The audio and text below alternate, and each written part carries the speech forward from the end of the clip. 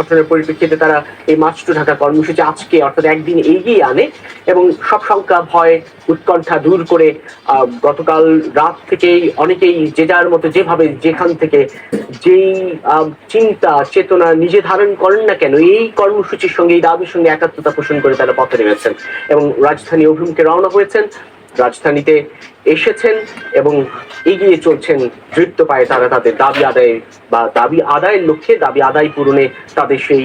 অঙ্গীকারের জায়গা থেকে। যেটা বলছিলাম আমাদের সহকর্মীরাও দিনভরে আসলে যখন থেকে আসলে আমরা দেখাচ্ছিলাম এই চিত্রটি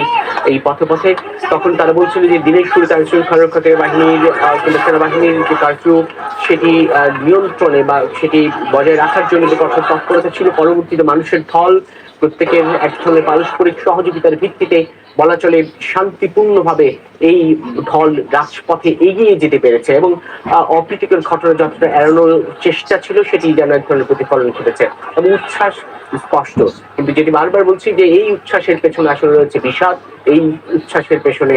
একজন আবু সাঈদ, একজন মুগ্ধ, একজন তাহমিদ, একজন প্রিয়াগুপ থেকে শুরু করে আরো অনেক অনেক অনেক অনেক প্রাণের ত্যাগটি স্পষ্ট এবং তারা নিশ্চয়ই সেই হত্যাকাণ্ডের বিচারের দাবির পরিপ্রেক্ষিতে আজকের যে এক দফা দাবি, যেটি তাদের ভাষায় শেখ হাসিনার পতন ও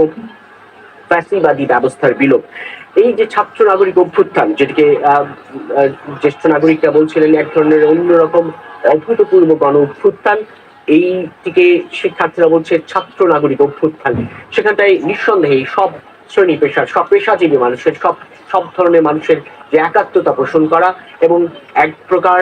নানান ধরনের ভয় ভীতি সেসবের বিপরীতে দাঁড়িয়ে বুক ফুলিয়ে উচ্চারণ করা এই দাবির কথা, বুক ফুলিয়ে পথে নামা এই দাবি উচ্চারণে বা দাবি পূরণের ক্ষেত্রে সেটি নানানভাবে বলা চলে এক অন্যরকম সাহস জুগিয়েছে গোটা দেশবাসীকে। প্রথমেই বলতে হয় শিক্ষার্থীদের কথা, যে শিক্ষার্থীদের অদম্য সাহস, যে শিক্ষার্থীদের দুঃসাহস, যে শিক্ষার্থীদের ব্যাপক দীপ্ত স্পৃহা